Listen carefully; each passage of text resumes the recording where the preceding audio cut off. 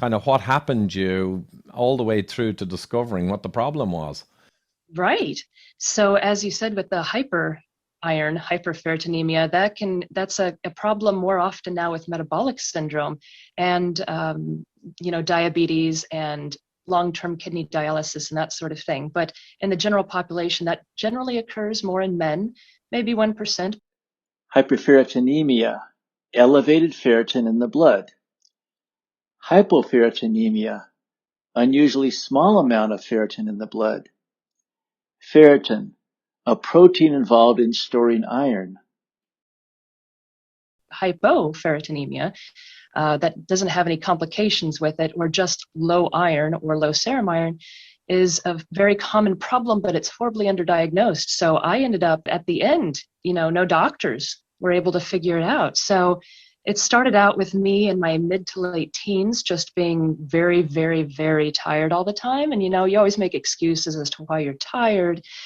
You have stuff going on and, school activities, other things happened where I just had no motivation.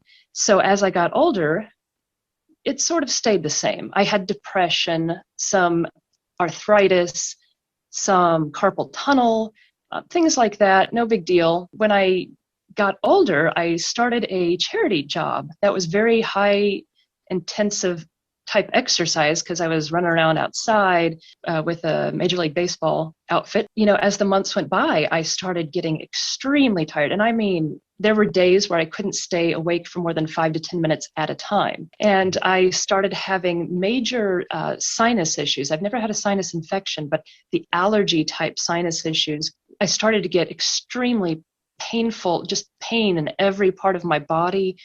At some points, the pain would shift to different locations after a few minutes or a few hours. It was absolutely bizarre. I was sweating like a pig, just walking around outdoors. It didn't matter the temperature. It was just sweat was pouring off of me. I was flushed. My heart started doing weird things. Every once in a while, it would skip a beat, and I didn't think anything of it. Well, when I got to this position, I was a few years ago, it had started skipping 2 beats at a time. And then it got where it got really bad, it skipped 3 beats at a time. And then at the height of this whole thing, 4 beats at a time. And I can tell you nothing is more unsettling than feeling the blood settle in your body and you trying to Google really quick how to do CPR on yourself. I had blood pressure spikes and dips. I was often had low blood pressure. I had temperature spikes. So my normal running temperature is about 96.8. And I know when I get to 99 because I feel like I'm under a heat lamp. Any sort of stress would trigger it more. So I would get to the point where I would have massive changes and fluctuations. Got to the point where I assumed I had a thyroid issue. So I went to the doctor, local GP, and I asked for a thyroid ultrasound rather. She refused that. And I thought, okay, so I kind of fought for that for a little bit because that's one of the things to rule out. It's not a complicated test. My thyroid's actually fine. My TSH was raised, which goes along with this condition because it is often misdiagnosed as hypothyroidism, and it causes hypothyroidism. So loads of people out there walking around on thyroid meds who just have iron deficiency. I got to the point where the pain in my body became fibromyalgia. Every cell of your body is screaming, and there's nothing you can do to curb the pain. Drinking took the edge off. There is no other medication I could take to even get it down any. I was curled in a fetal position for a day or two, just crying because there's nothing to do about it. I had a little bit of depression growing up, but it got to the point where it was suicidal depression, which I never thought I would be in that condition. I ended up getting bipolar. And, you hear about bipolar and it doesn't get better as you get older. Well, a lot of the times it's just iron dysregulation. I didn't know when it would hit. I would have days like that, or I would go for weeks. I couldn't ever tell, and then it would dip again, and then I would get depressed. A little bit of muscle twitching. I thought, oh, well, I'll just increase the potassium and magnesium in my diet, which it turns out if you do things like that, it can affect iron metabolism.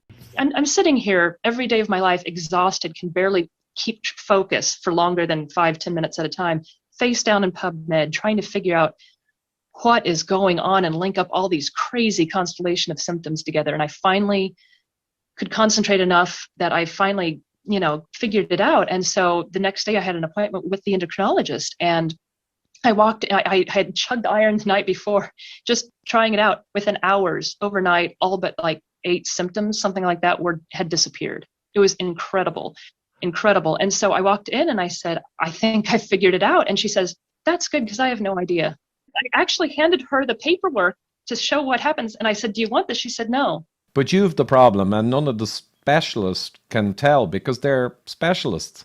So they remind me of, the elephant, the famous Chinese thing where one guy or gal has got the trunk and says it's a snake, and one's got the leg and says it's a tree, and one's got the tail and says it's a rope. That's the problem often when you get sent from specialist to specialist. Now, you also lighten your wallet enormously. And it reminds me of Michaela Peterson, Jordan Peterson's daughter. She had to go carnivore, but it was because of immune reaction to plant world proteins.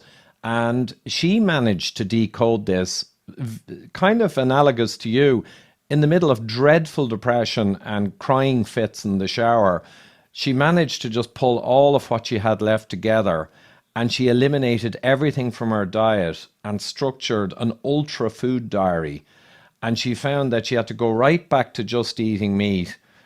And then it took a few weeks, and that was another problem. There was a lag. So it wasn't that she could cut out the problems and the next day feel better, like you luckily did with an injection of iron.